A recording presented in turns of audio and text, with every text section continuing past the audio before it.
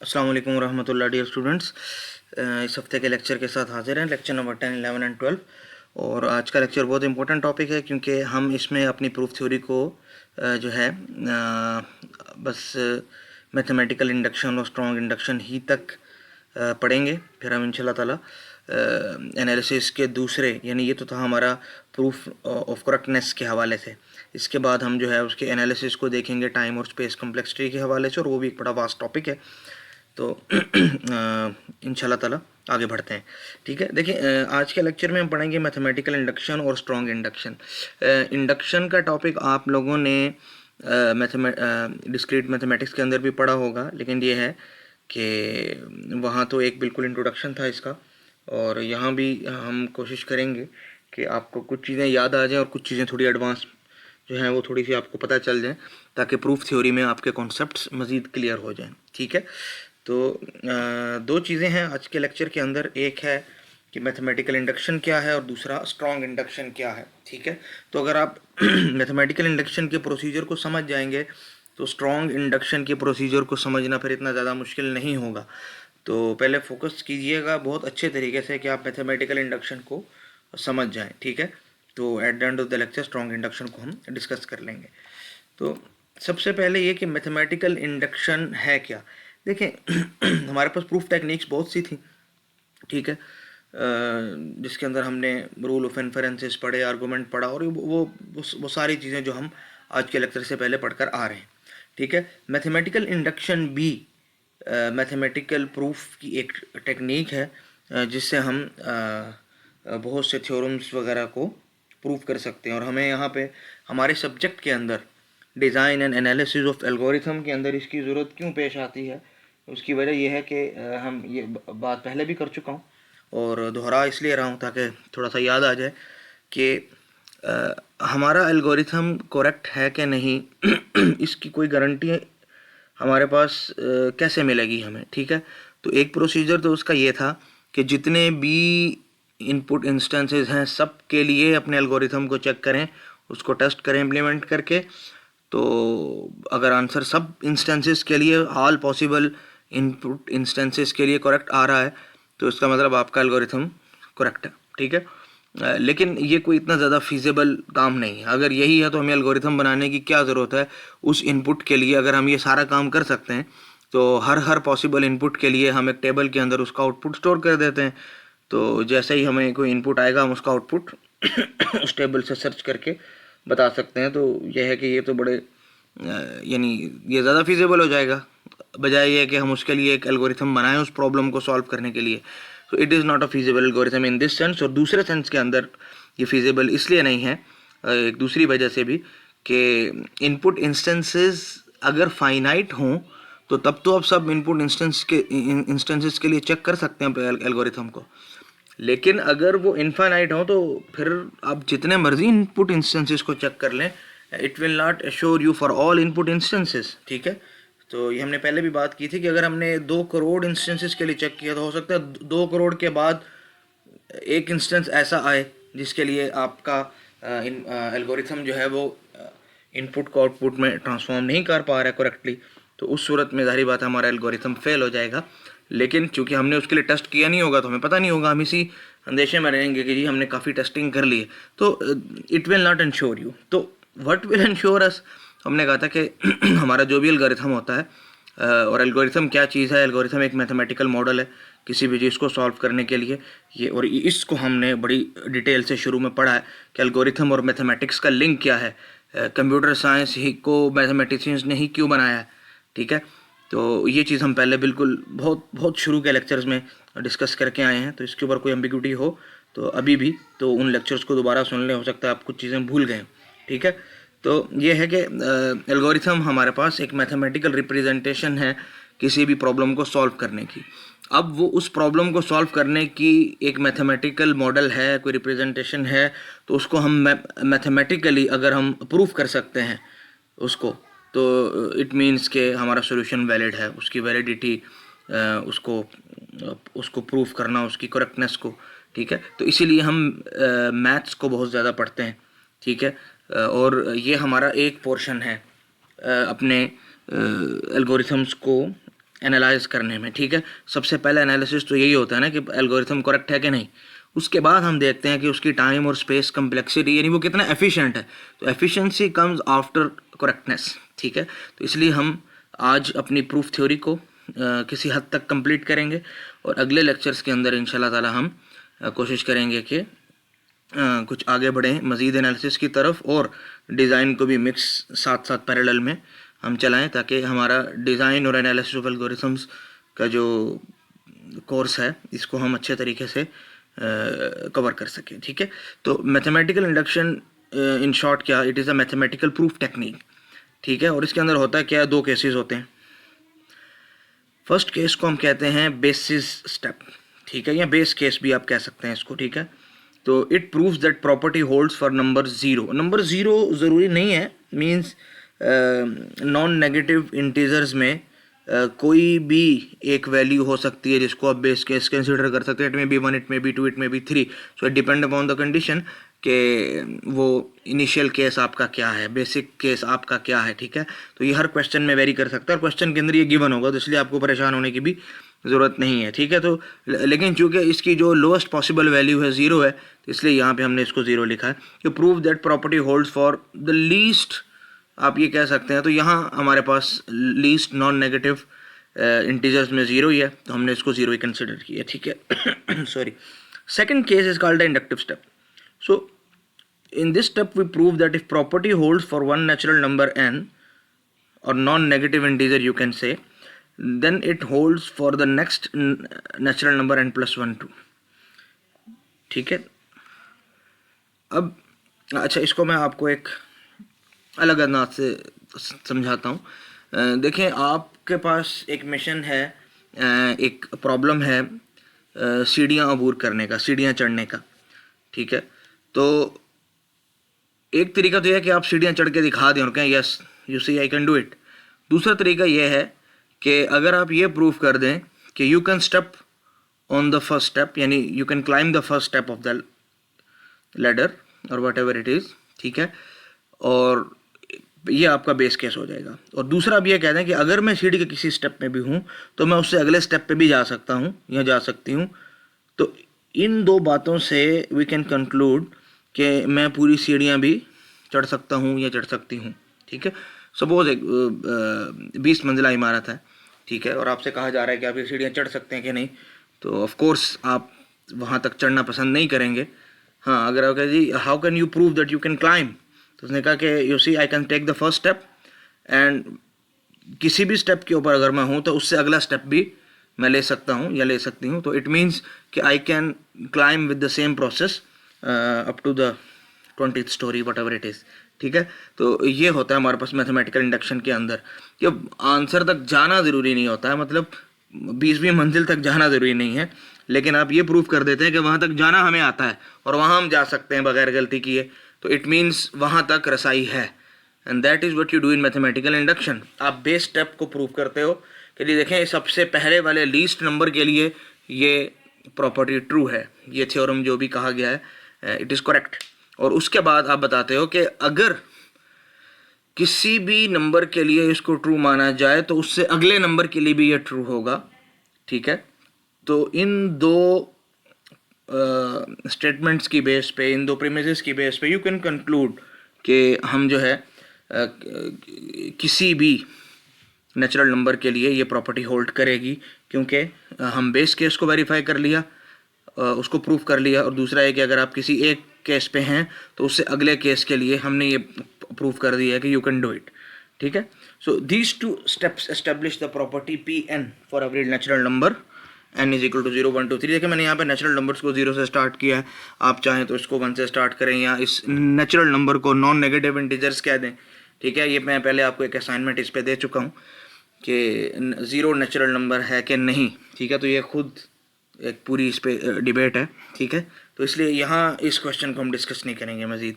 अच्छा, अब ये बात मैंने आपको पहले बताई है कि द बेसिस स्टेप या the base case it need not begin with 0, ठीक है। तो often it begins with the number 1 and it can begin with any natural number, ठीक है, establishing the truth of the property for all natural numbers greater than equal to that starting number, ठीक है, that lowest number के जहाँ से आप उस property की वैल्यू को ट्रू प्रूफ करना चाहते हैं, ठीक है। और ये क्वेश्चन के अंदर गिवन होगा, तो इसमें आपको ज़्यादा सोचने की ज़रूरत नहीं है, ठीक है। तो लॉजिकली इसकी एक्सप्रेशन कैसे बनेगी, ठीक है, दैट इज़ के if p of 1 being the base case, it may be p of 2, p of 0, p of 1, 2, 3, whatever it is given in the question. So if this is true, and if you can prove the induction step, that is, if this value holds for any number k, integer k, then it implies that it is also true for the next number k plus 1. So if it is true in general and base case is also true, so it means you can start from the base case, and using the induction step you can reach any number, any integer you want. So इन दोनों cases से, इन दोनों step से ये बात conclude की जा सकती है कि this statement p of n is true in general for all n, ठीक है, and that n starts with 1 here, question के ऊपर डिपेंड करते हुए that n can start from 0, from 2, from 3, whatever it is. तो ये तो खैर क्वेश्चन के अंदर गिवन होता है, तो इसमें ज़्यादा परेशान होने की हमें ज़रूरत नहीं है, ठीक है। अच्छा, इसकी एग्जांपल्स कई तरह की हैं, समेशंस हैं, फार्मूला उसको प्रूफ करना है, सीक्वेंस का फार्मूला उसको आप इस के ज़रिए कर सकते हैं प्रूफ, इनइक्वलिटीज़ को आप कर सकते हैं प्रूफ। तो ये सारी की सारी जो इसकी कैटेगरीज हैं उसकी एक एक दो एग्जांपल्स हम करेंगे डिस्कस, ताकि आप लोगों को थोड़ा सा आइडिया हो जाए। बाकी आप केनेथ एच रोजन की बुक के अंदर, जो डिस्क्रीट मैथ्स की बुक थी, उसके अंदर इस टॉपिक को बड़ी डिटेल से पढ़ सकते हैं, रिवाइज कर सकते हैं, ठीक है। हम यहाँ पर हर एक की सिर्फ 2-3 एग्जांपल्स को डिस्कस करेंगे। तो उम्मीद है कुछ आइडिया हो गया होगा, अगर नहीं तो 1-2 एग्जांपल के बाद समझ में आ जाएगा कि use mathematical induction to prove that sum of first n natural numbers is n square plus n divided by 2, or in other words 1 plus 2 plus 3 up to n is equal to n into n plus 1 divided by 2। और base case हमें दिया है कि it is true for all integers n greater than equal to 1, so it means the least possible value here is 1, so this is a base case। तो पहले हमें इसको proof करना है, ठीक है।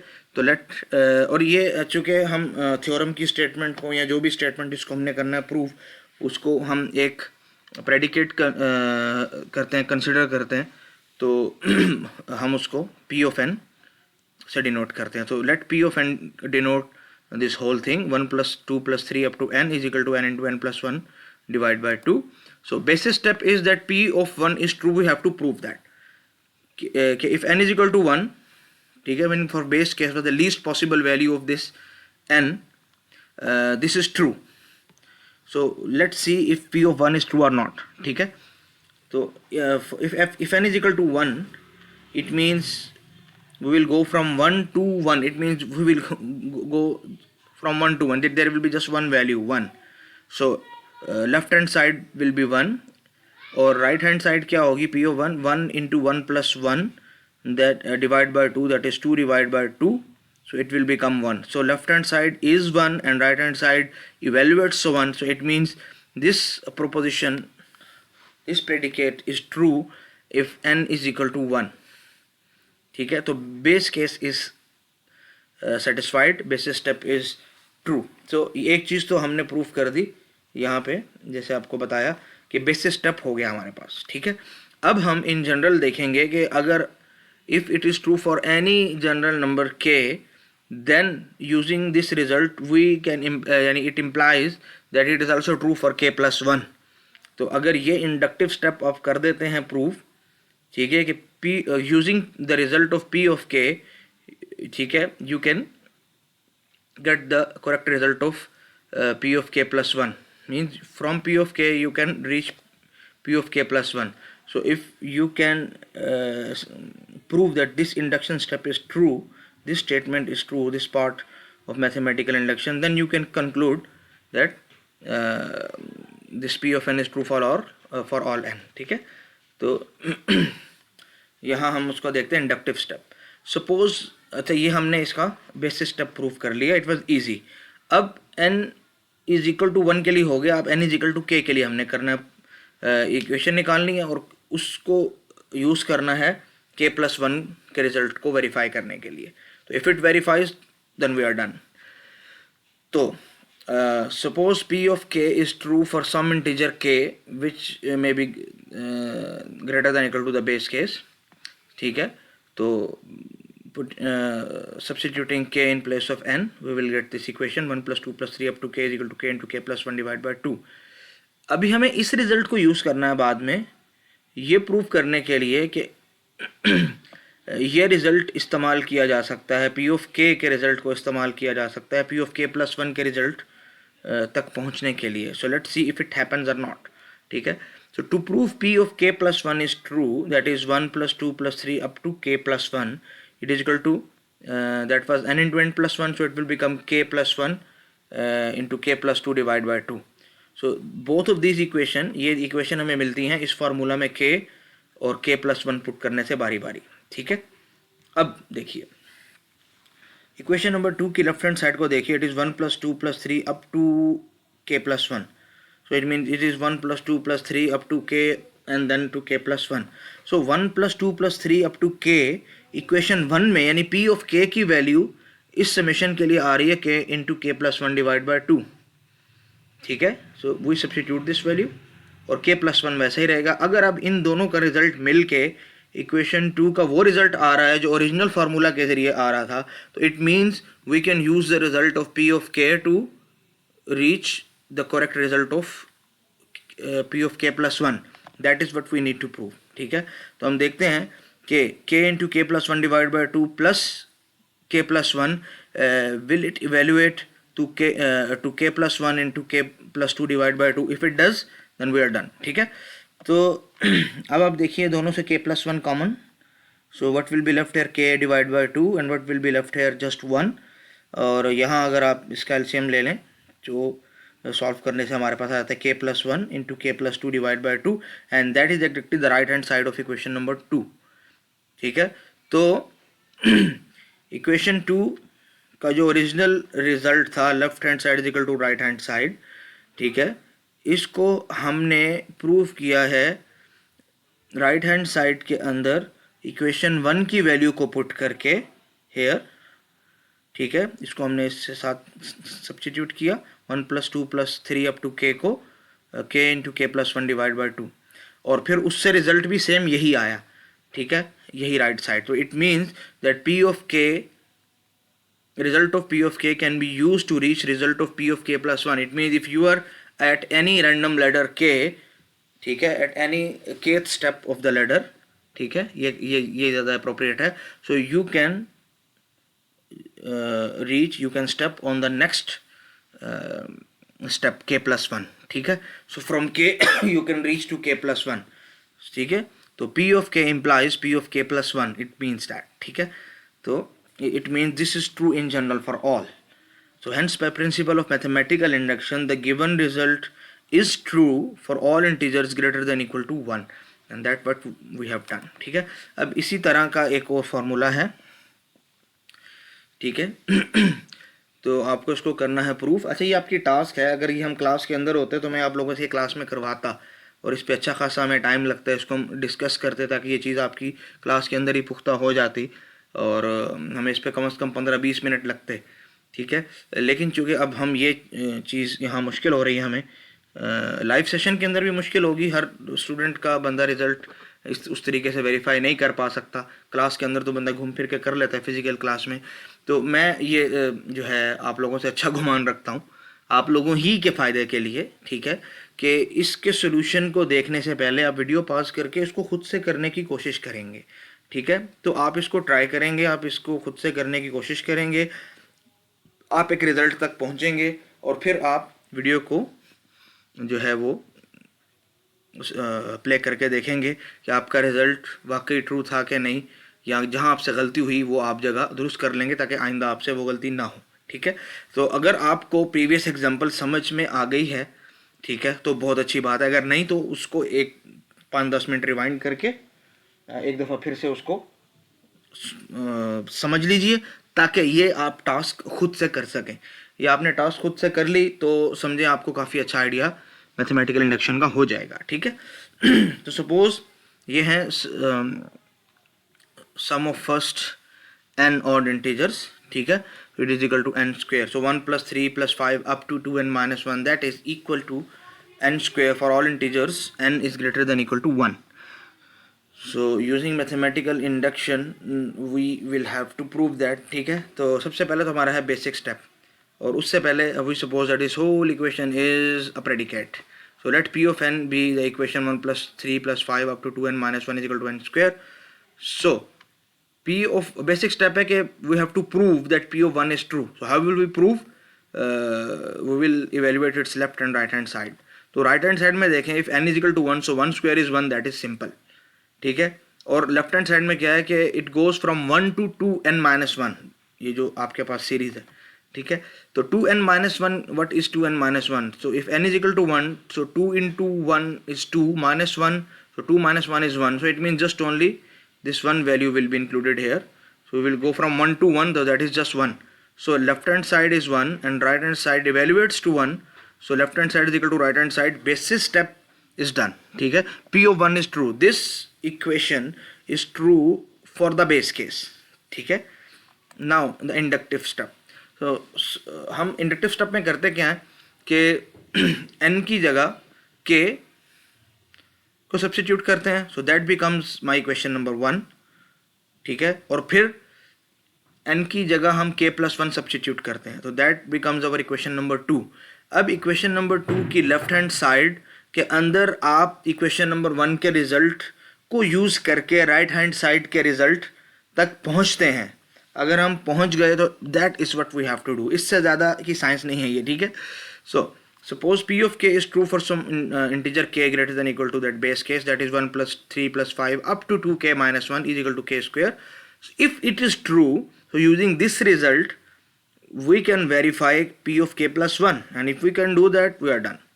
So p of what is p of k plus 1? 1 plus 3 plus 5 up to 2, and in place of n we have to write k plus 1, so 2k plus 1 minus 1 is equal to that was n square. So if we are substituting k plus 1 in place of n, so it will become k plus 1 whole square, ठीक है। Now the left hand side is this, the left hand side is this. If we solve it, 2k plus 2 minus 1 it will become 2k plus 1, और हमें पता है कि हर एक के दरमियान डिफरेंस 2 का है। सो 1 plus 3 plus 5 plus plus plus plus 2k minus 1, इससे पहले वाली वैल्यू क्या होगी? That will B 2k minus 1, ठीक है, क्योंकि अगर अब इससे 2 माइनस करें तो it will become 2k minus 1। अब ये जो है आपके पास 1 plus 3 plus 5 up to 2k minus 1, ये रिजल्ट आपके पास इक्वेशन नंबर 1 में है, that is just k square.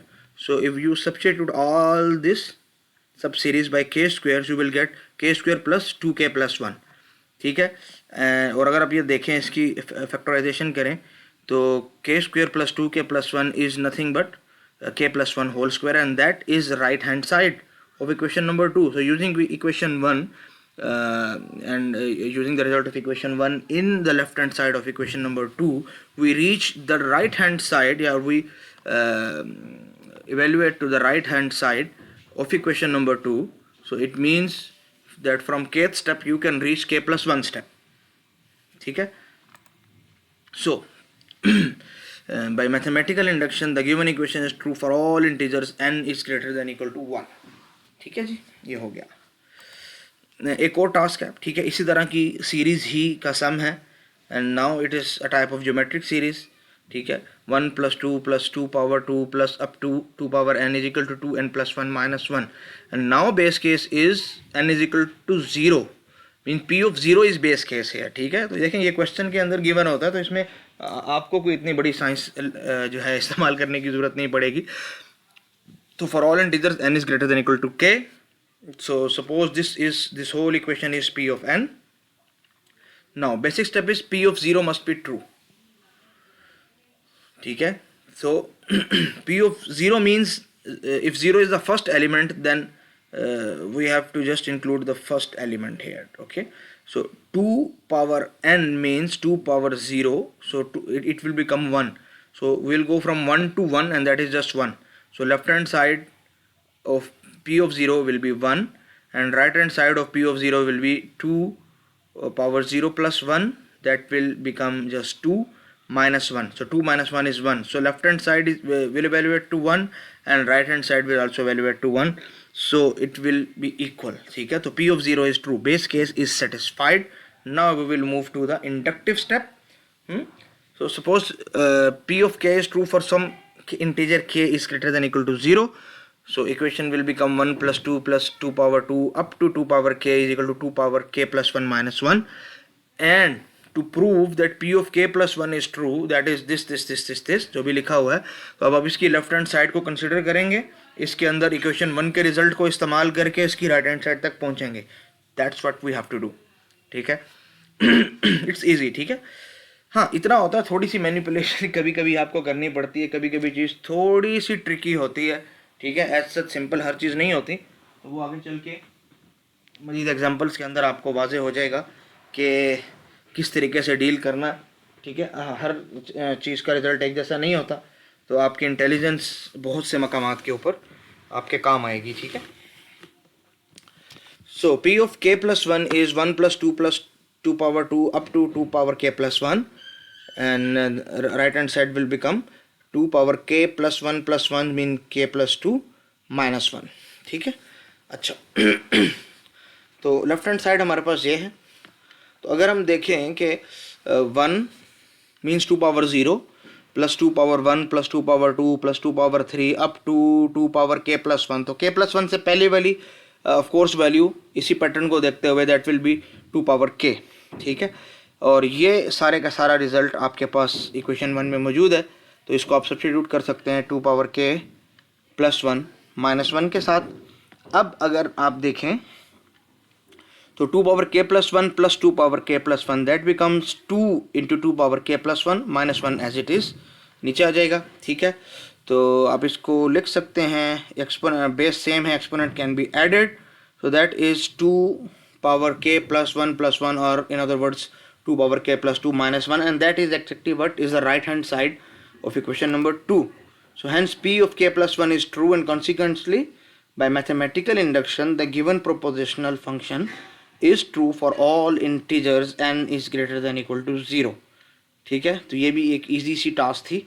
अच्छा, ये याद रखिएगा कि मैं इतना बच्चों को अपने साथ मुखलिस समझ रहा हूँ. अपने साथ से मुराद बच्चों के अपने साथ, मेरे साथ नहीं, कि वो जो है ख़ुद से क्वेश्चंस को सॉल्व करते हैं. ठीक है. मैं आप समझें, हर टास्क के बाद आपके पास 10 मिनट हैं वीडियो को पॉज करके. ठीक है. और आप उसको सॉल्व कर रहे हैं. ठीक है. अच्छा जी. अब ये एग्जांपल थी हमारे पास सीरीज़ की. कुछ एग्जांपल्स हैं हमारे पास जो डिविजिबिलिटी डोमेन से ताल्लुक़ रखती हैं, तो वो भी हम कुछ डिस्कस कर लेते हैं ताकि आपको आइडिया हो जाए. तो using mathematical induction prove that n cube minus n is divisible by 3 whenever n is a positive integer. ठीक है. तो positive integer mean positive number start from 1, so it means n is greater than equal to 1. ठीक है. तो for all n is greater than equal to 1 n cube minus n is divisible by 3. तो हम इसको check कर लेते हैं पहले बेसिक स्टेप के लिए, यानी फॉर p1. तो p1 means 1 cube minus n is divisible by 3. So 1 cube minus n means minus 1 is nothing but 1 minus 1 0, and 0 is divisible by any number because 0 is equal to 0 into 3. So 0 तो सबसे हो जाता है d divide. ठीक है. So given statement is true for n is equal to 1. Now the inductive step. Suppose the statement is true for n is equal to k. So it means p of k will become k cube minus k is divisible by 3. Or in other words, you can, if it is divisible by 3, by divisible by 3 you means that if you multiply 3 with some integer, say q here, ठीक है, तो it will become k cube minus k. ठीक है. Divisible by 3 का यही मतलब होता है कि अगर आप 3 को किसी भी इंटीजर से मल्टीप्लाई करें तो आपके पास ये रिजल्ट आएगा. It means that it is divisible by 3. ठीक है. तो ये आपके पास इक्वेशन आ गई. अब we need to prove that p of k plus 1 is also true using p of k. So p of k plus 1 will become k plus 1 whole cube minus k plus 1 is divisible by 3. So इसकी left hand side हमारे पास means ये क्या है, k plus 1 divide by 3 minus k plus 1. यही हमारे पास left hand side है। अगर हम इसको सॉल्व करते करते इस रिज़ल्ट को इस्तेमाल करते हैं और एट द एंड हमारे पास इसका रिज़ल्ट भी यानी p of k plus one का रिज़ल्ट भी डिवाइड बाय 3 आ जाता है using the result of p of k, so it means we have done. तो इस के प्लस वन होल क्यूब इसको आप एक्सपेंड करेंगे तो यू विल गेट के cube plus 3k square plus 3k plus 1 and that is minus के plus 1 as it is.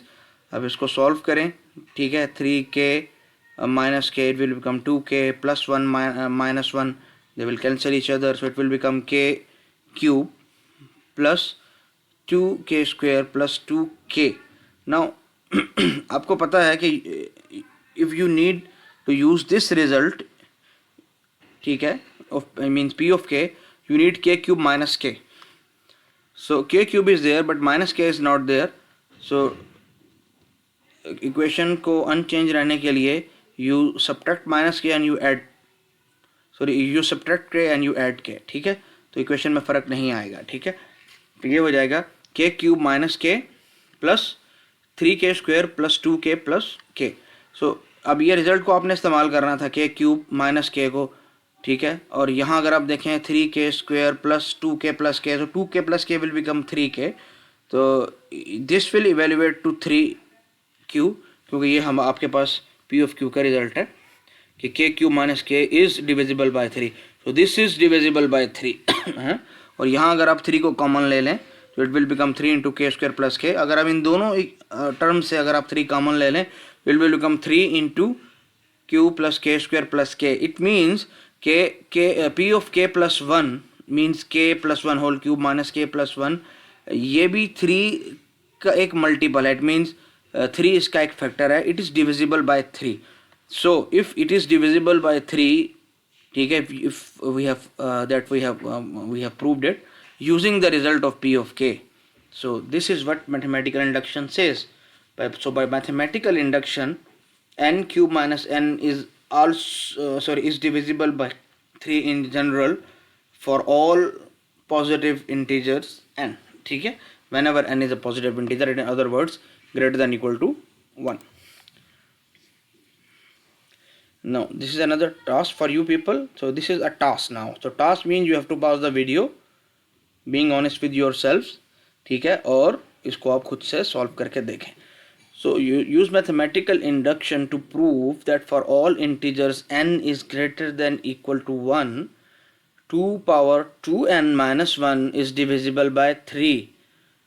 ठीक है, तो n is greater than equal to 1, so base case is 1. ठीक है, so let p of n is equal to 2 of 2 power 2n minus 1 is divisible by 3. So base case हमारे पास होगा n is equal to 1. So if it is n is equal to 1, so we will have to check. So 2 power 2 into 1 minus 1.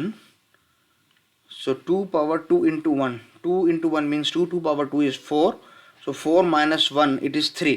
So we know that 3 is divisible by 3 because every number is divisible by itself. So every number is a factor of itself. Every number is a multiple of itself. Every number is divisible by itself. It means the same. So p of 1 is true. Now what is the inductive step?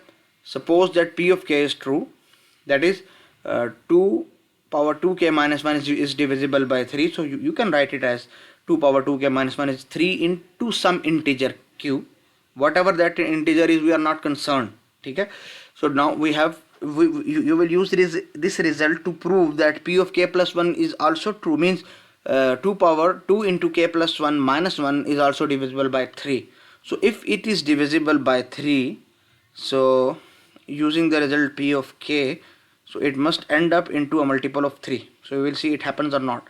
So 2 into 2 power 2 into k plus 1 minus 1 that is p of k plus 1. So it is divisible by 3. We will check it.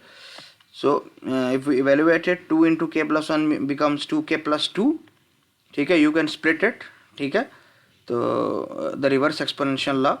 So 2 into 2k into 2 square minus 1. ना अब ये आपने इसको split क्यों किया, उसकी वजह यह है कि आपको एक तो अपना जो रिजल्ट इस्तेमाल करना है that is just 2 power 2k, तो आपको सिर्फ ये चाहिए 2 पावर 2k, ठीक है। दूसरा आपको राइट साइड पे 3 एज अ मल्टीपल लेकर आना है, ठीक है। तो वो इसी सूरत में मुमकिन हो सकेगा जब आप इनको स्प्लिट कर लेंगे, ठीक है। तो 2 पावर 2k इंटू 4 माइनस 1, अब you can write this 4 as 3 plus 1, so if you write this 4 as 3 plus 1, so it will not be a problem. उसकी वजह है कि हमें 3 का मल्टीपल चाहिए राइट साइड पे, ठीक है। तो now if you multiply 2 power 2k with 3 and with 1 by distributive law, it will become 2 power 2k minus 3 plus 2 power 2k minus 1, ठीक है। So to 2 power 2k minus 1 we already know from equation 1 that it is supposed to be a multiple of 3, so it will be substituted by 3 into q, and here we have got a multiple 3, there is a constant factor, ठीक है। So taking common from both these terms we will get 3 into 2 power 2k plus q. So if we have got 3 as a multiple of anything, any integer, whatever it is, we are not concerned with it, but it just means that it is a multiple of 3, it is divisible by 3. So we can say that by mathematical induction 2 power 2 1 minus 1 is divisible by 3 for all integers n is greater than equal to 1, ठीक है। अच्छा, ये तो थे हमारे पास कुछ इक्वलिटीज़ या जिनको हम इक्वलिटीज़ में कन्वर्ट कर सकते हैं इक्वेशंस में। Now there are some inequalities, so we can also use mathematical induction to prove inequalities, ठीक है। So using mathematical induction prove that for all integers n is greater than equal to 3, 2n plus 1 is less than 2 power n. Now you see here n is greater than equal to 3. What is the base case? 3, because 3 is the minimum possible value, the least possible value for this statement, ठीक है। तो ये वो पहली example है जहाँ हमारे पास बेस केस 0 या 1 नहीं होगा, 3 होगा यहाँ पे हमारे पास, ठीक है। So suppose this is pn 2n plus 1 is less than 2 power n. अब हमें देखना है कि if n is 3 means for the base case, for the basis step, is it true or not, this inequality. So 2 into 3 it will become 6 plus 1 7. So left hand side of this inequality is 7 and right hand side is 2 power n, means 2 power 3, that is 8. So definitely left hand side 7 is less than right hand side 8, so it is true. So since 7 is less than 8, so the statement is true for n is equal to 3. So basis step is verified. Now inductive step, suppose the statement is true for n is equal to k, that is 2 into k plus 1 is less than 2 power k for all k greater than equal to 3, ठीक है। Now we need to show that this statement is also true for n is equal to k plus 1. So what will be p of k plus 1? That will be 2 into k plus 1 is less than 2 power k plus 1, ठीक है। So starting with the left hand side of this inequality, ठीक है। So 2 into k plus 1 means 2k plus 2 plus 1, or you can also write it as 2k plus 1 plus 2. Why this 2k plus 1? ठीक है, 1 को आप यहाँ लेकर 2 को यहाँ, you can group it. Associative property of addition means both are the same, क्योंकि आपको यहाँ पे 2k plus 1 आपके पास है और इसको आपने इस्तेमाल, इस देखिए इक्वेशन नंबर 1 के रिजल्ट को आपने यूज़ करना है। Now it depends on your intelligence how you use it, ठीक है। So 2k plus 1, we know that 2k plus 1 is less than 2 power k. So if you substitute it with 2 power k, so it means this is less than, this whole is less than 2 power k plus 2, ठीक है। तो this left hand side is less than 2 power k plus 1, ठीक है, ठीक है, हो गया। अब देखें अब आप देखें यहाँ पे अगर आप गौर से देखो तो आपको चाहिए, आपको यहाँ पे राइट साइड पे लेके आना है 2 पावर k प्लस 1। आपके पास क्या है 2 पावर k प्लस 2। अगर ये भी 2 पावर k हो जाता है तो 2 power k plus 2 power k it will become 2 into 2 power k, और in other words 2 power k plus 1।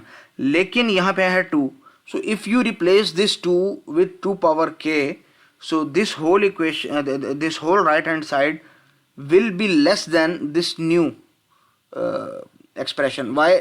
क्योंकि हमें पता है कि if k is greater than equal to 3, so 2 is always less than 2 power k, because 2 power, what is the least value? 2 power 3, 8. So 2 is less than the least possible value here, that is 8. So it is true. ठीक है. So if you replace it with this, you can put in a less than symbol here. So now 2 power k plus 2 power k, it's 2 into 2 power k, or in other words 2 into k plus 1, and that is what you need at right hand side. और हम उसको ले आए हैं. ठीक है. So hence it is proved. ठीक है, by mathematical induction. अच्छा, अब ये तो एग्जाम्पल थी इन इक्वलिटी की. टास्क है अब आपके पास. टास्क मीन्स कि आपको खुद से अब इसको करना है. So using mathematical induction, you have to prove that 2 power n is less than n factorial for every integer n greater than equal to 4. So now here base case is 4. ठीक है. So what is base case? 4. 2 power 4, it is 16. It is less than 4 factorial. 4 factorial is 4 into 3 into 2 into 1. So 4 3 is 12, and 12 2 is 24. So yes, 16 is less than 24. So it is true. So base case is satisfied. Now the inductive step. So we assume that it is true for 2 power k less than k factorial. ठीक है. अब now we using this result, we have to show that 2 power k plus 1 is less than k plus 1 whole factorial. ठीक है. So how will we prove it? See here. So 2 power k plus 1, you can write it as 2 into 2 power k. ठीक है. Now this result says that 2 power k is less than k factorial. So if you replace this 2 power k with k factorial, so you can put a less than symbol here. Now we know that k starts from 4. So k plus 1 means at least the least value here, possible value here is 5. So if you replace 2 with the k plus 1, जिसकी least possible value 5 है, so it means 2 is less than k plus 1. We know 2 is less than k plus 1. So you can put a less than symbol here. ठीक है. तो inequality अब भी satisfy हो रही है. Now k plus 1 into k factorial is nothing other than k plus 1 whole factorial. That is the right hand side of this inequality, and you have reached there. अब इसमें थोड़ा सा होता है कि आपको मैनिपुलेशन आनी चाहिए. आपके जो है सॉरी यानी कि थोड़ी इंटेलिजेंस आपकी चाहिए कि आप इसको इस्तेमाल किस तरह से करते हैं. कभी कभी आपको खेलना पड़ता है इन चीज़ों के साथ. ठीक है. तो उसके अंदर तो जाहिर बात है हम आपकी हेल्प नहीं कर सकेंगे. उसके अंदर तो आपको अपनी ही प्रॉब्लम सॉल्विंग स्किल्स को जो आपने डेवलप की होंगी इन 4-5 सालों के अंदर, इन 2 सालों के अंदर या 4-5 सेमेस्टर्स के अंदर, तो आपको वो उसको देखना है. ठीक है. तो होप आपने ये टास्क खुद से सॉल्व कर ली होगी. ठीक है ना. Task number 5, show that bye mathematical induction 1 plus nx is less than equal to 1 plus x whole power n for all real number x is greater than -1 and integers n is greater than equal to 2. ठीक है. तो n की value तो आपके पास integer ही होगी. ठीक है. सो वो तो कोई मसला नहीं है हमारे पास. हाँ, एक्सपोनेंट या ये जो दरमियान में इस्तेमाल होने वाले n के अलावा और नंबर हैं वो रियल नंबर हो सकते हैं, लेकिन हमारे पास जो n की पॉसिबल वैल्यूज़ होंगी वो हमारे पास हमेशा इंटीजर्स ही होंगे. और इंटीजर्स भी कौन से होंगे? Non negative integers. या दूसरे अल्फाज में अगर आप 0 को नेचुरल नंबर में इंक्लूड करते हैं तो आप कह सकते हैं ऑल नेचुरल नंबर्स या होल नंबर्स कह लें. ठीक है, एम्बिग्यूटी से बचने के लिए. तो n की वैल्यू तो पॉसिबल वही हो सकती है. ठीक है. अब बेसिक स्टेप क्या है कि it is true for n is equal to 2. So 1 plus 2 into x is less than equal to 1 plus x whole power 2. So left hand side will become 1 plus 2x and right hand side is 1 plus x whole power 2, which will evaluate to which will be expanded to 1 plus 2x plus x square. अब देखें, हमें पता है कि देखें 1 plus 2x और 1 plus 2x that's just the same. अब ये x square की वैल्यू पे डिपेंड करेगा कि if this value of x square is greater than 0 और लेस देन 0, ये वैल्यू पॉजिटिव है कि नेगेटिव है, ठीक है। तो हमें पता है किसी भी नंबर का स्क्वायर जो होता है वो नेगेटिव नहीं हो सकता, it means it is some positive value, ठीक है। या 0 है या कोई पॉजिटिव वैल्यू है, लेकिन चूंकि हमें पता है कि x इज़ ग्रेटर देन -1, तो ये वैल्यू कम से कम जो भी है ये नेगेटिव नहीं हो सकती, स्क्वायर कभी नेगेटिव नहीं होता। तो इसका मतलब ये कि 1 + 2x और 1 + 2x that's just the same at left and right hand side, लेकिन एक पॉजिटिव टर्म की वजह से 1 + 2x + x² it will be greater than just 1 + 2x, so it means left hand side is smaller than right hand side, ठीक है। So left hand side is smaller than right hand side, और अगर x की value 0 हो आपके पास तो it will become equal, तो इट मीन्स कि left hand side is less than equal to right hand side for this base case, so statement is true for n is equal to 2, और in other words p of 2 is true. Now we are coming to the inductive step. अच्छा, मैं बार बार ये आपको कह रहा हूँ, मैं ये एज्यूम कर रहा हूँ, ठीक है, कि आप लोग खुद से टास्क को सॉल्व कर रहे हैं, एग्जाम्पल को समझकर, नहीं समझ आई रिवाइंड करके वीडियो को फिर समझकर, तीसरी दफ़ा समझकर, ठीक है, और फिर आप इसको खुद से सॉल्व कर रहे हैं टास्क को, और उसके बाद आप अपना रिज़ल्ट वेरीफाई कर रहे हैं या अपनी गलत की इस्लाह कर रहे हैं कि आपसे कहाँ पे गलती हुई है, तो तब ही लर्निंग हो सकेगी आपकी। नहीं तो खाली वीडियोस को देख के जी ऐसा हो गया, ऐसा हो गया, ऐसा हो गया, ऐसा हो गया, आपकी लर्निंग नहीं हो सकेगी इससे, ठीक है।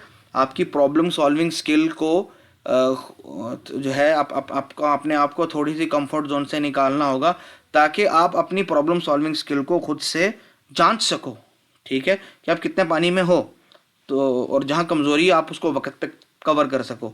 नहीं तो आप इसी खाम ख्याली में रहोगे जी तो आसान है, तो हो जाएगा हो जाएगा हो जाएगा, फिर जब एग्ज़ाम के अंदर इस तरह के क्वेश्चन आएंगे तो कहेंगे जी ये तो समझ नहीं आ रहा, या पेपर मुश्किल था। पेपर मुश्किल नहीं होता, असल में सिर्फ मेहनत में कमी होती है बाज़ दफ़ा, ठीक है। तो बच्चों मेहनत खूब करो, ठीक है, क्योंकि यहाँ आप मेरे सामने हो नहीं कि मैं आपको देख सकूं कि वाकई आपने खुद से किया, तो अपनी ईमानदारी से आप अपने फ़ायदे, अपने नफ़ा नुकसान के लिए इसको करना, ठीक है। अच्छा, तो suppose this statement is true for n is equal to k, so it will become 1 + kx is less than equal to 1 + x whole power k. Now we want to show that this statement is also true for p of k + 1, or in other words n is equal to k + 1, so it will become 1 + k + 1 whole multiplied by x is less than equal to 1 + x whole power k + 1.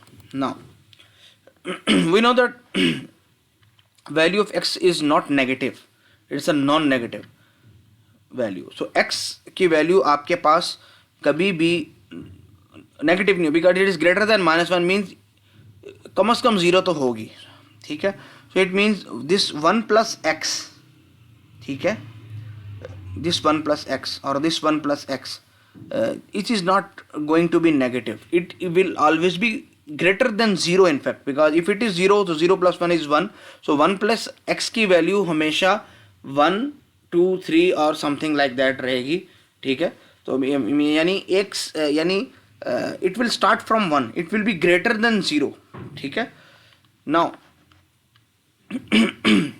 अब ये जो equation number 1 है हमारे पास, ठीक है, देखिए आपको चाहिए k, आपको जो है k + 1 चाहिए, ठीक है, यहाँ पे राइट हैंड साइड पे, तो आपके पास यहाँ पे है सिर्फ k।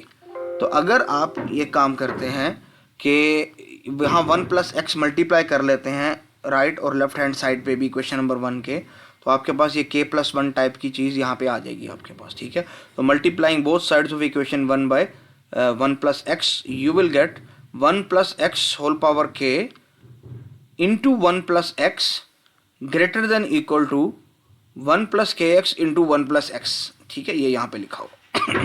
बस यहाँ और यहाँ फ़र्क ये है कि यहाँ पे जो राइट हैंड साइड थी उसको लेफ्ट हैंड साइड कर दिया, उसके अकॉर्डिंगली ये सिंबल भी लेस देन इक्वल टू के बजाय ग्रेटर देन इक्वल टू हो गया, that is just the same. तो अब इस p ऑफ k के रिजल्ट को इस्तेमाल करते हुए, ठीक है, हम गए हैं कहाँ पे, p ऑफ k + 1 के रिजल्ट को वेरीफाई करने के लिए, ठीक है। तो हमें ये प्रूव करना है कि this 1 + x into 1 + x whole power k और 1 + x whole power k + 1 is greater than equal to this 1 + k + 1 into x, तो हम इस ये जो हमारे पास राइट हैंड साइड है इसको हम इसी में ट्रांसफॉर्म करने की कोशिश करेंगे, ठीक है। ये आ गया हमारे पास। सो 1 प्लस एक्स इंटू 1 प्लस के एक्स, इनको मल्टीप्लाई करें तो इट विल बिकम 1 प्लस के एक्स प्लस के इंटू एक्स स्क्वायर। तो अगर आप देखो कि इन दोनों से अगर आप x कॉमन ले लो it will become k plus 1 into x. तो k प्लस 1 इंटू एक्स तो आ गया आपके पास, 1 भी आ गया। अब ये k इंटू एक्स स्क्वायर के ऊपर करेगा डिपेंड। हमें पता है कि चूंकि किसी भी चीज़ का स्क्वायर नेगेटिव नहीं हो सकता, so this x square is some positive value.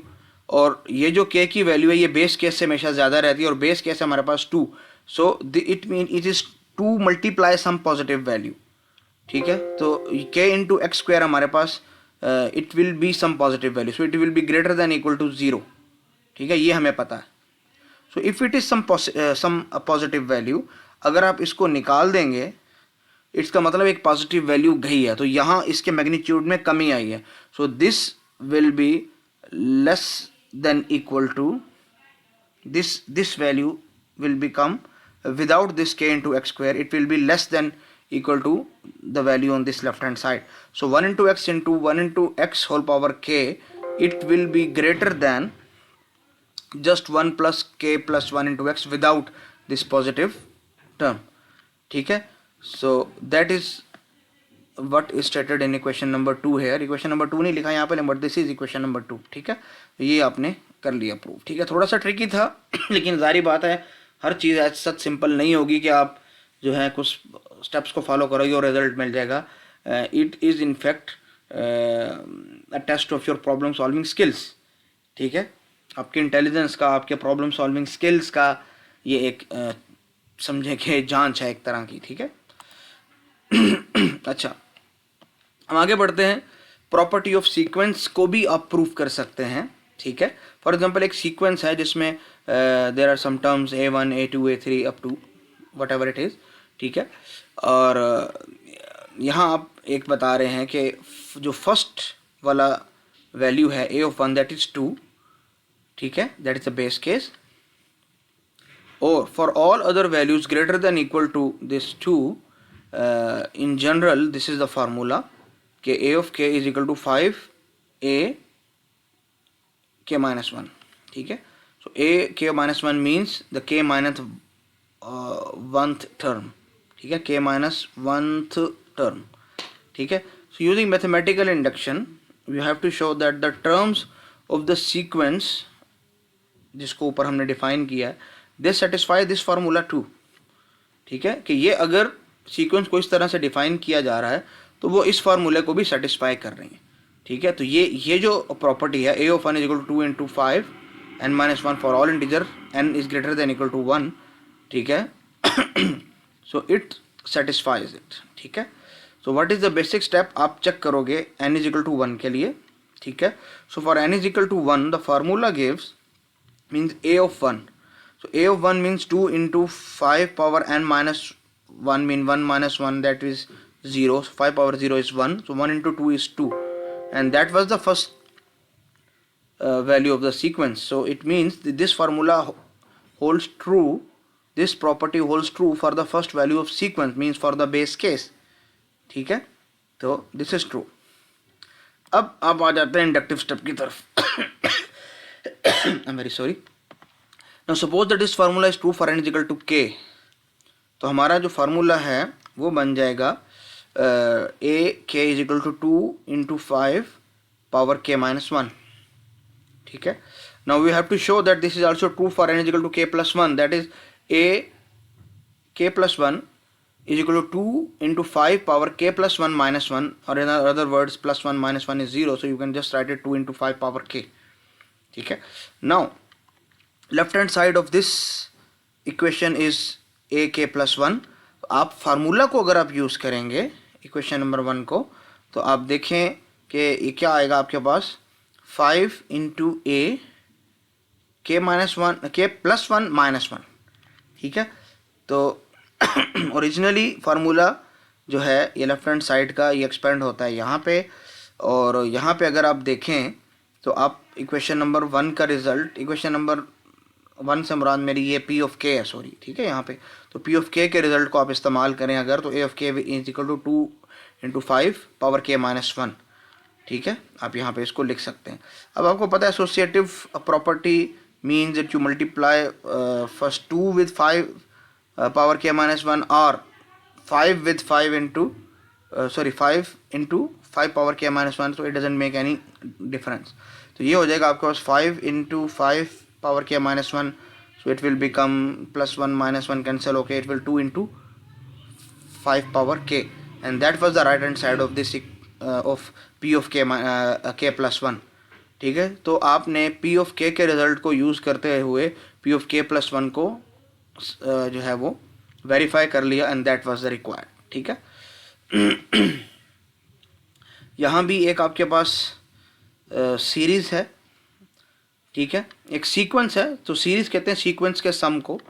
तो ये एक प्रॉपर्टी है इस सीक्वेंस की, अगर इसकी सारी वैल्यूज़ को सम किया जाए तो it will be less then 2 - 1/n। सो ये भी उसी तरह का एक क्वेश्चन है, उससे मिलता जुलता। So you have to prove by mathematical induction that 1 + 1/4 + 1/9 plus up to, क्योंकि नीचे वाली वैल्यू हमेशा स्क्वायर है, तो 1/2 is less than 2 - 1/n। अब बेस केस क्या है हमारे पास, whenever n is a positive integer greater than 1, greater than 1 means 2, so basis step we have to verify it for 2। So if n is equal to 2 means we have to go from 1 up to 1 divided by 2 power 2 is 4. So it means just the first two terms. So 1 + 1/4 means 5 divided by 4 or 1.25. And what will be the right hand side? 2 - 1/2. So it means 3 divided by 2, or in other words 1.5. So left hand side is clearly less than right hand side. So this value or this property holds true when n is equal to 2, means there are just two values in the sequence, ठीक है। so ये वाली condition जो property है it holds true. अब आप आ जाए inductive step की तरफ। Now suppose the statement is true for some integer k that is greater than 1, means, or in other words greater than equal to 2, ठीक है। so that is p of k, so it will be equation 1, and this is p of k plus 1, that is equation number 2. Now consider left hand side of this equation number 2, it is 1 + 1/4 + 1/9 up to 1 divided by k plus 1 whole square।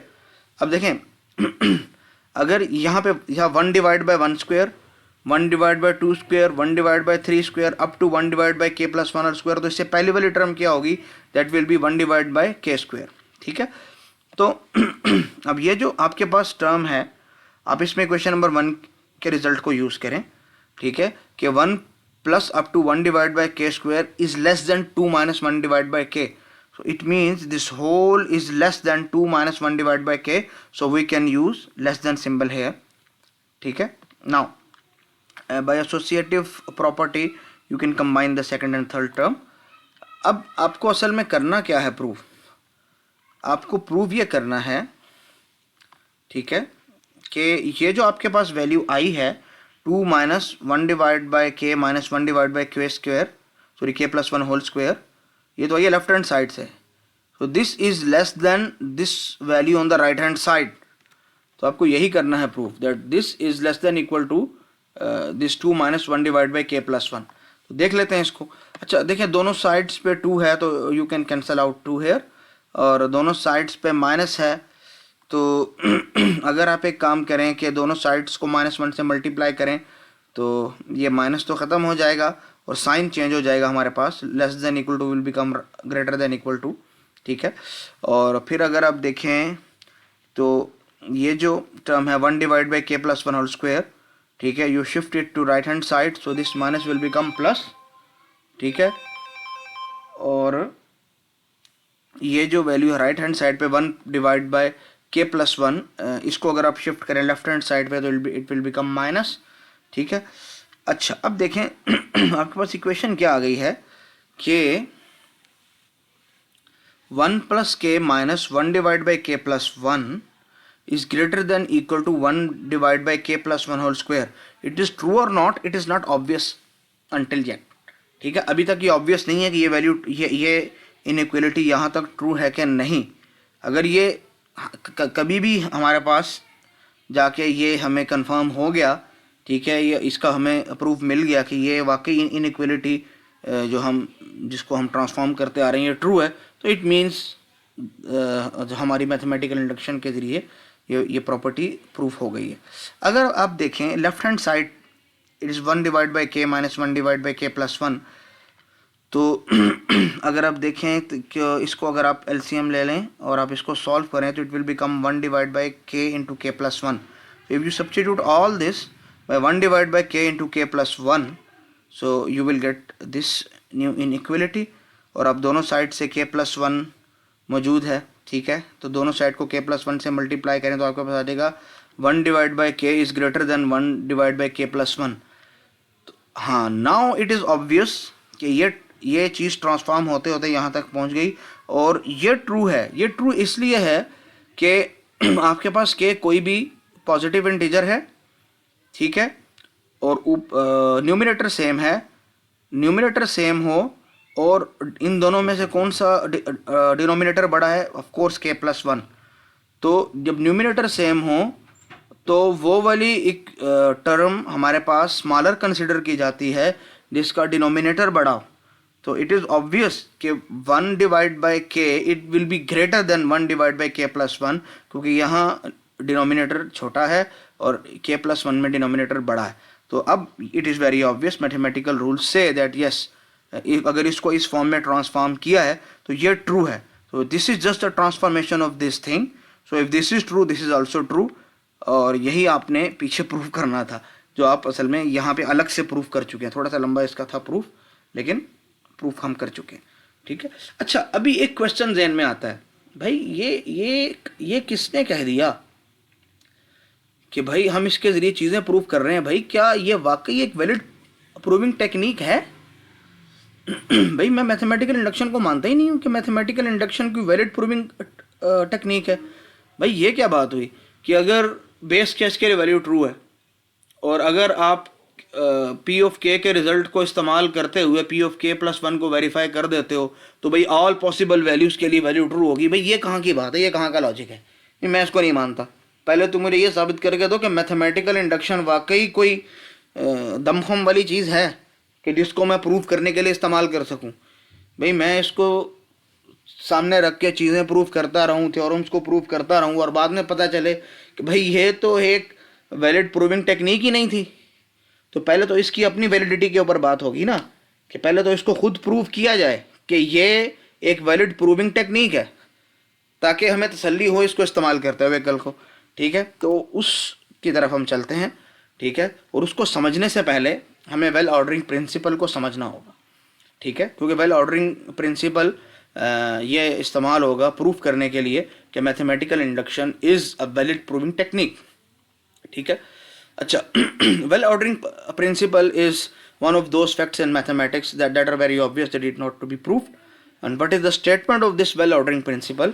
कि any non-empty subset of natural numbers or you can say non-negative integers has a least or minimum element.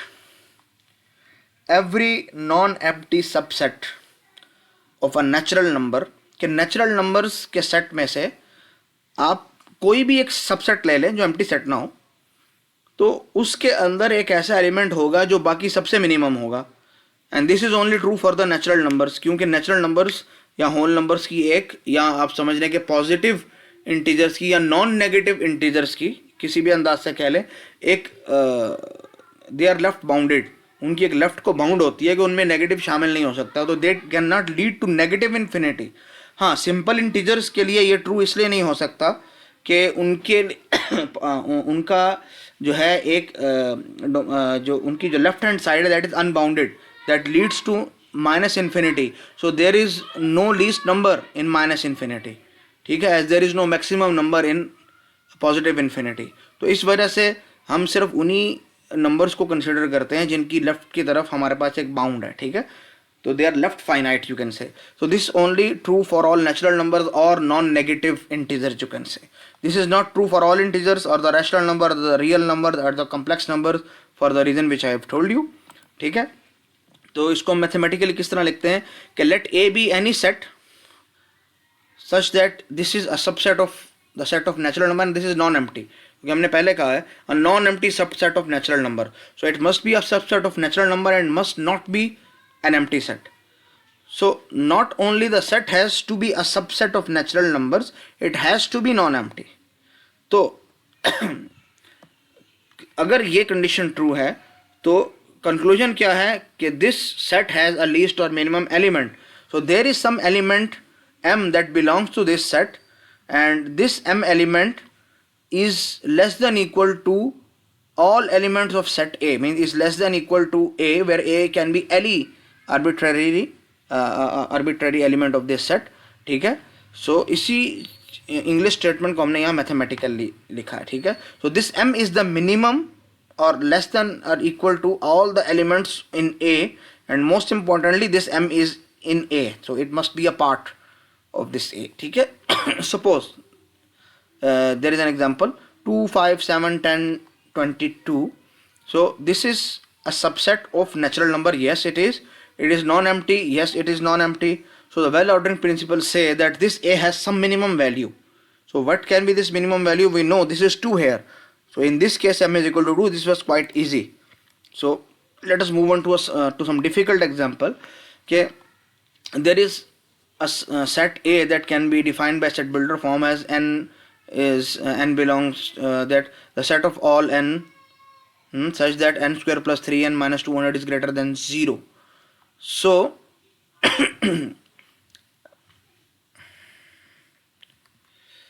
this A belongs to the set, it is a subset of set of natural numbers, and that is by definition of A. I think I have made some mistake here. यहाँ A के बजाय natural number आएगा. ठीक है. So the set of all n such that n belong to natural number such that n square plus 3n minus 200 is greater than 0. So all natural numbers that satisfy this condition are included in this set. So it is very obvious that this is a subset of set of natural numbers, that is by definition. Now is it empty or not? So this need to be checked. ठीक है. So remember that well ordering principle doesn't tell us what m is exactly, it just tells us that m exists if both of these conditions are satisfied. तो पहले तो हमें ये देखना है कि अगर ये दोनों कंडीशन सेटिस्फाई होती हैं कि नहीं.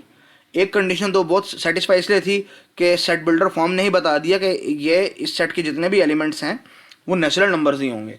सो इट मीन्स वो सारे के सारे नेचुरल नंबर इसमें शामिल हैं सेट ए में जो इस कंडीशन को सेटिस्फाई करते हैं. तो ये है तो सबसेट ऑफ नेचुरल नंबर. लेकिन क्या वाकई कोई ऐसे नेचुरल नंबर हैं जो इस सेट से बिलोंग करते हैं कि इस कंडीशन के ऊपर कोई नेचुरल नंबर पूरा उतरता नहीं और सेट एम्प्टी है? So it needs to be checked. ठीक है. इसको हम चेक करेंगे. तो हमने अगर इसका ग्राफ बनाए तो आप देखें natural number sorry they are starting from 1.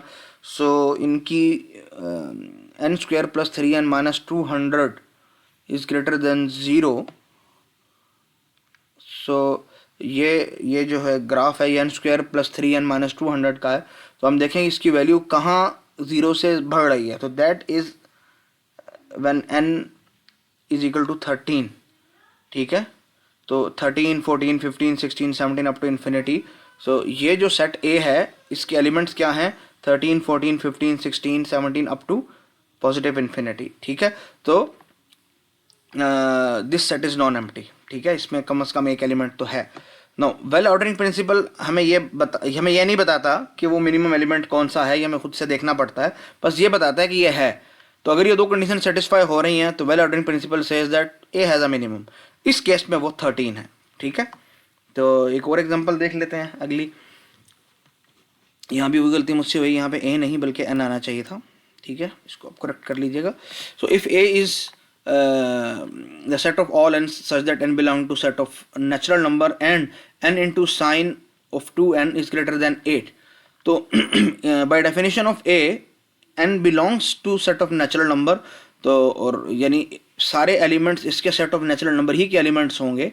तो that is by definition A is a subset of n.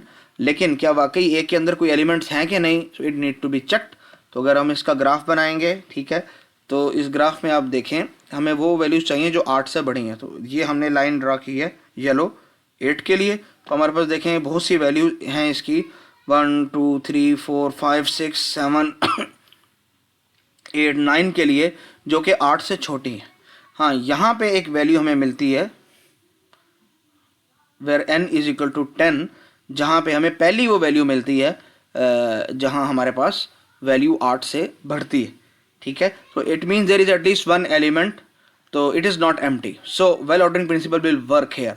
अब आप इसको देखें तो आगे चल के बहुत सी वैल्यूज़ ऐसी हैं जो इसमें इंक्लूड हो रही हैं और बहुत सी वैल्यूज इसमें इंक्लूड नहीं हो रही, क्योंकि कुछ पॉजिटिव हैं कुछ नेगेटिव हैं, लेकिन इन सब में मिनिमम वैल्यू है 10।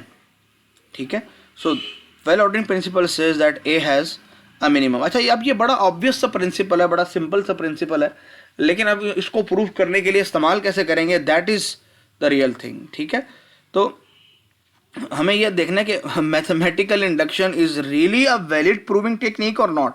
मैथमेटिकल इंडक्शन अगर हम आर्गुमेंट की फॉर्म में लिखें तो हम क्या लिख सकते हैं कि बेस केस इज ट्रू। ठीक है, suppose P of 1 is true and P of if p of k is true then p of k plus 1 is also true for all k. So if both of these are true then it concludes that for all n p of n is true. अब हम ने इसको argument की सूरत में लिख लिया, तो we will prove this by contradiction using the well ordering principle and modus ponens rule of inference. ठीक है, कैसे देखें, कॉन्ट्रडिक्शन में क्या होता है, आप कंक्लूजन को डिनाई कर देते हो, तो हम यहाँ वही करने जा रहे हैं कि जी मैं नहीं मानता कि p of n is true for all possible values of n, मैं नहीं मानता, I suppose it is false. तो if it is not true for all values of n, so it means there are some values, और वो values of course positive integer ही होंगे, कि for which p of n is false. ठीक है, जब सबके लिए ट्रू नहीं है तो इसका मतलब कोई एक दो वैल्यूज तो ऐसी होंगी ना जिनके लिए ये फॉल्स है। ठीक है, अब वो जो वैल्यूज हैं जिनके लिए p of n is not true, so suppose that उन वैल्यूज को हम एक सेट की फॉर्म में लिखते हैं, दैट इज सेट XS। और चूंकि ये पॉजिटिव इंटीजर्स की बात हो रही है तो वेल ऑर्डरिंग प्रिंसिपल हमें यह कहता है कि this set S is non empty इसलिए कि हमने पहले कहा है कि there are some positive integers for which this value is false. तो जो वो वैल्यूज हैं, जाहिर बात है वो एम्प्टी सेट तो नहीं हो सकता, और ये पॉजिटिव इंटीजर है तो it means it belong to the set of natural number. ठीक है, तो ये जो सेट S है ये सबसेट है सेट ऑफ नेचुरल नंबर्स का और नॉन एम्प्टी भी है, तो it means by well ordering principal that it has a least value. वो लीस्ट वैल्यू कोई भी हो सकती है, तो suppose this least value is k, कोई भी वैल्यू हो सकती है, k हम इन जनरल हम यहाँ पे कर रहे हैं सपोज। ठीक है, तो this least value is k, this k is that least value in the set for which p of n is false, is suppose to be false. तो चूंकि इस सेट के अंदर सारे एलिमेंट्स के लिए p ऑफ n फॉल्स है, तो इस लीस्ट वैल्यू के लिए भी फॉल्स होगा, so p of k will also evaluate to false. अच्छा, अब इतना हमने देखें, इसको तो हमें करना है प्रूफ, और इन दो चीज़ों को हम पहले से ट्रू मान रहे हैं कि अगर इन दोनों को ट्रू मान लिया जाए तो ये खुद ही प्रूव हो जाना चाहिए, ये कंक्लूड होना चाहिए। आपने कहा जी मैं नहीं मानता कि ये कंक्लूड होगा, अगर ये दोनों ट्रू हों तो ये कंक्लूजन आना ज़रूरी नहीं है। तो इसका मतलब आप ये कह रहे हैं कि अगर ये ठीक नहीं है तो इसका मतलब कुछ ऐसे एलिमेंट्स हैं, एक ऐसा सेट है एलिमेंट्स का जिसके लिए ये वैल्यू फॉल्स है। तो यहाँ जो लीस्ट एलिमेंट है वो जाहिर उसको कोई भी नाम दे दिया, so that is for example k। ठीक है, so it means there are some positive integers for which p of n is false, so let it be set S with least value k by using well ordering principle, so p of k is also false. ठीक है, अच्छा अब हमें पता है कि 1 इसमें included नहीं है, क्यों, p ऑफ 1 के लिए तो वैल्यू पहले से ही ट्रू है, तो 1 इस सेट S का मेंबर नहीं है, तो 1 हमारे पास base case the least possible value थी जिसके लिए वैल्यू ट्रू कंसिडर की गई है, तो जाहिर बात है ये जो k होगा ये इस 1 से बड़ा ही होगा। ठीक है, ठीक है, क्योंकि ये मिनिमम वैल्यू है, तो k मिनी और ये 1 इस सेट के अंदर नहीं है, it mean this k is greater than 1 और in other words 1 is less then k, ठीक है। तो if you subtract 1 from both sides, so 1 minus 1 will be less than k minus 1, so 0 is less than k minus 1, or in other words k minus 1 is greater than 0, it means k minus 1 is positive, ठीक है। तो ये जो k minus 1 है, अगर इससे एक element छोटा, that is positive, and that k minus 1 is less than this k, and that k minus 1 doesn't belong to this set, that k minus 1 belong to क्या कहते हैं, इस सेट के,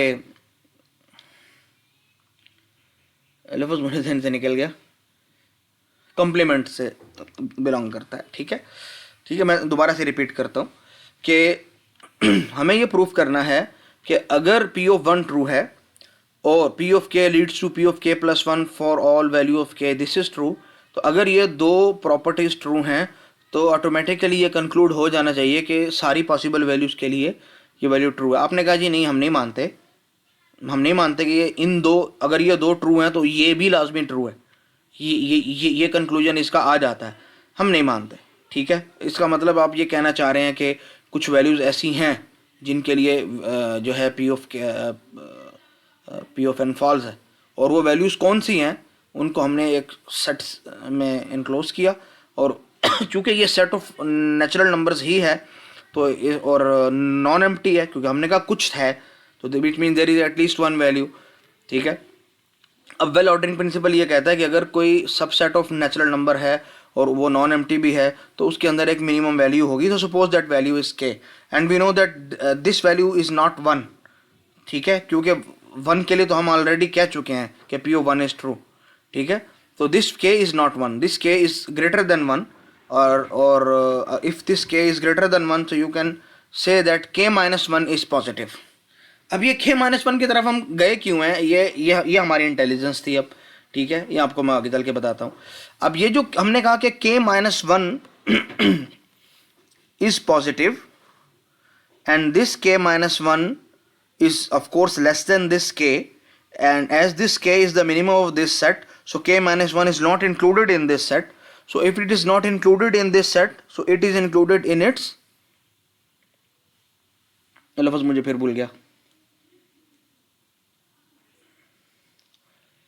यानी ये एस सेट वो है जिसके अंदर वो एलिमेंट्स हैं जिसके लिए पी ऑफ एन फॉल्स है, तो के माइनस 1 इस सेट से बिलोंग नहीं करता, तो इसका मतलब कि ये उन वैल्यूज़ में से बिलोंग करता है जिसके लिए पी ऑफ एन की वैल्यू ट्रू है, ठीक है। तो पी ऑफ के माइनस 1 चूंकि सेट एस से बिलोंग नहीं करता, इसलिए p of k minus 1 true होना चाहिए, ठीक है। अब if p of k minus 1 is true, then it implies that p of k must be true, ठीक है, क्योंकि देखें यहाँ क्या कहा जा रहा है कि कि ये चीज़ कंफर्म है कि अगर किसी वैल्यू के लिए कोई नंबर ट्रू है तो उससे अगली वैल्यू के लिए भी ट्रू माना जा रहा है इसको। तो if we replace this k with k minus 1, so ये के प्लस 1 क्या बन जाएगा, it will become just p of k. So from this second premise using modus ponens, तो p of k will also evaluate to true, लेकिन हमारी contradiction ये है कि p of k is false, हमारी जो एजम्पशन थी, तो इसका मतलब हमारी एजम्पशन फॉल्स थी। इस कॉन्ट्रडिक्शन के आने की वजह से, हमारी एजम्पशन की वजह से कॉन्ट्रडिक्शन आ रही है, ठीक है, तो हमारी वो एजम्पशन फॉल्स थी, ठीक है। तो p of n is true for all n, so there is not a single value for which p of n is false, ठीक है। तो using proof by contradiction and using well ordering principle and modus ponens, we have proved कि mathematical induction खुद एक valid proving technique है, ठीक है। तो अब ये इश्काल नहीं होना चाहिए कि जी मैथमेटिकल इंडक्शन क्यों पढ़ा हमने, ये मैथमेटिकल इंडक्शन क्या खुद भी कोई सही चीज़ है कि नहीं, तो जी ये बिल्कुल ठीक चीज़ है, अब आपको इस तरह का कोई शुबा नहीं आना चाहिए, ठीक है। अच्छा अब एक आखिरी टॉपिक है कि इंडक्शन की टाइप्स क्या। देखो ये जो अभी तक हम पढ़ रहे थे मैथमेटिकल इंडक्शन, इसको वीक इंडक्शन भी कहते हैं, या इसको बहुत से बुक पे प्रिंसिपल ऑफ मैथमेटिकल इंडक्शन भी कहा गया है, या इनकम्प्लीट इंडक्शन भी कहते हैं। इसके मुकाबले में एक और इंडक्शन की टाइप है, that is called strong induction और second principle of mathematical induction या कंप्लीट इंडक्शन। अच्छा, ये नामों पे मत जाइएगा। वीक इंडक्शन डजेंट मीन कि ये कोई चीज़ प्रूव नहीं कर रहा, इनकम्प्लीट इंडक्शन डजेंट मीन कि ये एक वैलिड प्रूविंग टेक्निक नहीं है। हम तो अभी ये साबित करके आए हैं कि ये जो मैथमेटिकल इंडक्शन है, जिसको हम वीक इंडक्शन या इनकम्प्लीट इंडक्शन भी कहते हैं, it is a valid proving technique. ये सिर्फ स्ट्रॉन्ग इंडक्शन के कंट्रास्ट में नेम इनको वीक इंडक्शन दे दिया गया है। So it is not weak at all, it is a valid proving technique. और मज़े की बात यह है कि both are equivalent. Weak induction is equal to strong induction as far as their power is concerned, as far as their equivalency is concerned. हर वो theorem जो आप वीक इंडक्शन से प्रूव कर सकते हो, उसको आप स्ट्रॉन्ग इंडक्शन से भी प्रूव कर सकते हो, और हर वो थ्योरम जिसको आप स्ट्रॉन्ग इंडक्शन से प्रूव कर सकते हो, उसको आप वीक इंडक्शन से भी प्रूव कर सकते हो। तो इनके नामों की वजह से आपने कंफ्यूज नहीं होना, बस ये एक नाम दे दिए गए, इनको एक कन्वेंशन फॉलो हो रहा है। This is not incomplete in fact, this is not weak in fact, both are just same, both are in fact strong, both are valid proving techniques, ठीक है, बोथ आर इक्विवेलेंट, लेकिन सिर्फ नाम एक इस्तेमाल हो रहा है। इट्स जस्ट लाइक कि आपने sum is equal to A multiply by B लिखा है प्रोग्रामिंग के अंदर, आपने नाम गलत यूज़ किया, आपने नाम अच्छा यूज़ नहीं किया, लेकिन चूंकि आपने अपनी बुक में ये यूज़ किया था तो वो आगे चलता आ रहा है, ठीक है। तो इन नामों से कंफ्यूज नहीं होना बिल्कुल भी, ठीक है। अब असल में वीक और स्ट्रॉन्ग इंडक्शन में फ़र्क क्या है? देखो, वीक इंडक्शन के अंदर आप करते क्या हो कि वीक इंडक्शन में आप ये कहते हो कि if base case is true, and if you say that if p of k can be used to prove the result of p of k plus 1, then you can conclude that p of n is true for all n, ठीक है। यहां पे क्या है, देखें, सिर्फ छोटी सी change है कि sorry, you prove the base case, और फिर p of 1, p of 2, p of 3 up to p of k के रिजल्ट को यूज करते हुए, इस पूरे रिजल्ट को यूज करते हुए अगर आप ये प्रूव करते हो कि it is also true for p of k plus 1, so you can conclude that p of n is true for all values of n। तो यहाँ क्या है, आपने p ऑफ k प्लस 1 को जब आप प्रूव कर रहे होते हैं कि it is true, you use the result of p of k, लेकिन यहाँ क्या है कि आप p ऑफ k के अलावा p of 1, p of 2, p of 3 up to p of k, उन सब के रिजल्ट को यूज कर रहे होते हैं p ऑफ k प्लस 1 को प्रूव करने के लिए, और इनमें फ़र्क नहीं है। एक एग्जांपल मैं सिर्फ आपको इसकी समझाऊंगा और 3-4 क्वेश्चन मैं आपको प्रैक्टिस के लिए दूंगा, ठीक है। उनके मैं आपको जो है सॉल्यूशंस भी शो नहीं करूंगा, उनमें 1-2 जो है प्रॉब्लम्स हैं वो तो केनेथ एच रोजन की डिस्क्रीट मैथमेटिक्स की बुक के अंदर सॉल्व भी हुई हैं, बाकी आपको इंटरनेट से भी मिल जाएंगी, तो आप उसको खुद से समझने के लिए खुद से सॉल्व कीजिए और अपने रिजल्ट्स को कहीं से भी वेरीफाई कर लीजिए। तो that is not a big problem, ठीक है, क्योंकि ये बड़े कॉमन एग्जांपल्स हैं, हर बुक में हर स्लाइड में ये एग्जांपल्स आपको मिल जाएंगे इंशाल्लाह ताला। तो that is not the problem, problem ये है कि आप लोग थोड़ी मेहनत कर लो बस, ठीक है। एक एग्जाम्पल मैं बता देता हूँ, बाकी आप लोग खुद से कर लेना। तो थ्योरम है कि we have to prove that for all n is greater than 1, all integers n greater than 1, n is divisible by a prime number. It means all integers greater than equal to 2 are divisible by some prime number. We are not considered with what that prime number is, but it must be a prime number. So we will use strong mathematical induction to prove it. ठीक है, यहाँ चूंकि base case हमारे पास 2 है, तो इसलिए हम यहाँ पे p of 2 से शुरू करेंगे p of 1 के बजाय, ठीक है। So p of n is divisible by a prime number for all n greater than 1. अब आप इसका बेस केस देखते हो, p of 2 means 2 is divisible by a prime number.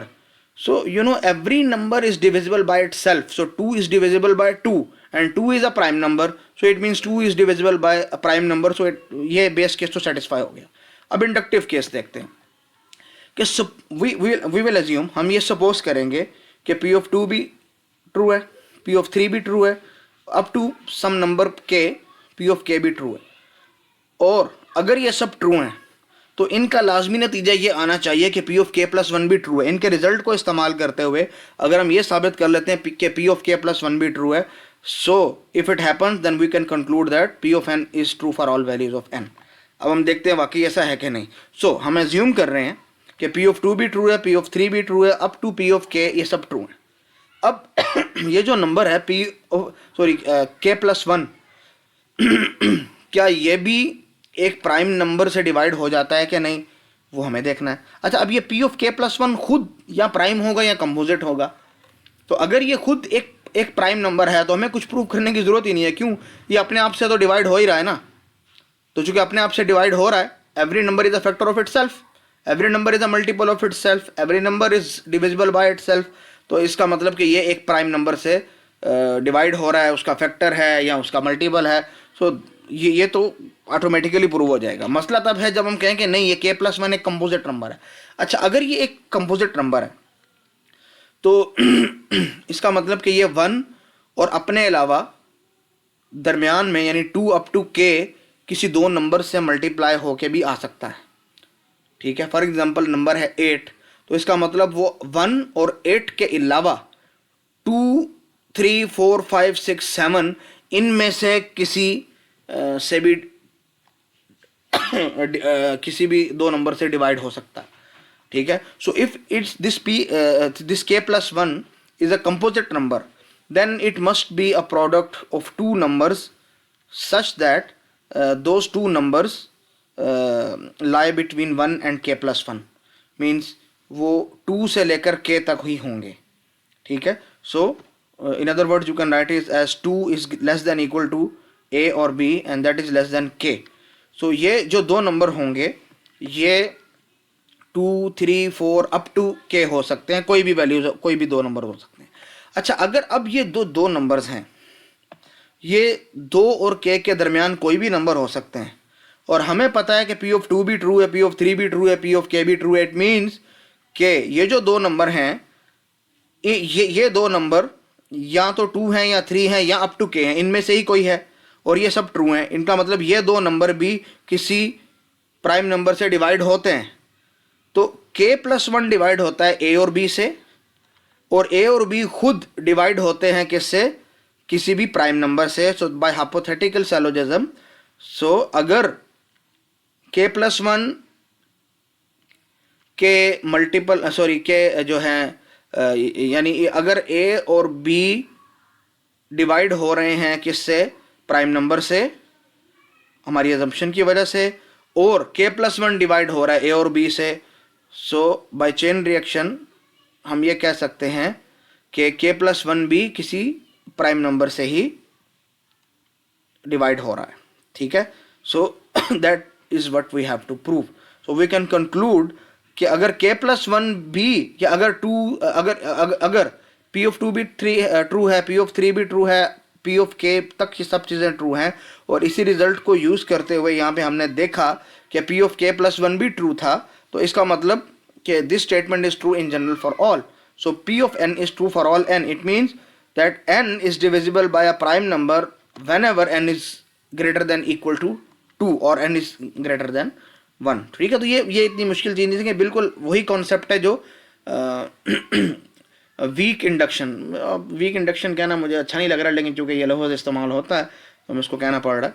तो वीक इंडक्शन के अंदर या सिंपल मैथमेटिकल इंडक्शन के अंदर जो तरीक़ाकार है बिल्कुल वही तरीक़ाकार इसमें भी है, बस थोड़ा सा इजाफा है। अब ये 3-4 क्वेश्चंस हैं, ठीक है, इनका सॉल्यूशन मिलना आपके लिए कोई मसला नहीं है। मसला सिर्फ ये है कि आप लोग इन पे मेहनत करके ख़ुद से सॉल्व करें इनको मेरे बच्चों, और अच्छे तरीके से इसको सॉल्व करने के बाद अपने रिजल्ट्स को कहीं से वेरीफाई कर लीजिए, वो ज़्यादा बेहतर रहेगा। या कहीं से समझ ना हो तो समझ, लेकिन एटलीस्ट आप 1-2-3 दफ़ा इनको ट्राई ज़रूर दें। पहले वाला तो बहुत ही ईजी है, ठीक है, जो हमने भी एग्जाम्पल किया उससे मिलती जुलती है, ठीक है, एग्जैक्ट सेम चीज़ नहीं है लेकिन उससे मिलती जुलती चीज़ है, तो आपको ये तो बहुत आसानी से सॉल्व हो जाना चाहिए खुद से, ठीक है। सॉरी, तो बाकी को आप अच्छे तरीके से बच्चों देख लेना, ठीक है। तो आज के लेक्चर के अंदर हमने देखो पढ़ा है कि मैथमेटिकल इंडक्शन क्या होता है, उसकी टाइप्स क्या होती हैं, और क्या वाकई मैथमेटिकल इंडक्शन खुद वैलिड है कि नहीं, और उसकी हमने बहुत तरह की एग्जांपल्स कर ली, और आखिर में स्ट्रॉन्ग मैथमेटिकल इंडक्शन भी आपको मैंने बता दिया। तो उम्मीद है कि थोड़ा बहुत आपको समझ में आया होगा। अगले लेक्चर से मेरी पूरी कोशिश यही है कि हम एनालिसिस के दूसरी डोमेन को यानी उसकी स्पेस वाइज और टाइम वाइज उसकी कॉम्प्लेक्सिटी को हम करें, डिस्कस करें कि वो किस डोमेन में फॉल करती हैं, ताकि हमारा जो है ये एनालिसिस का पोर्शन मुकम्मल हो जाए, और जब हम डिज़ाइन को डिस्कस करें तो ये सारी चीज़ें पैरेलल में चलती रहें और आपके जहन के अंदर हों। तब तक के लिए बच्चों इजाज़त दीजिए, अल्लाह हाफ़िज़।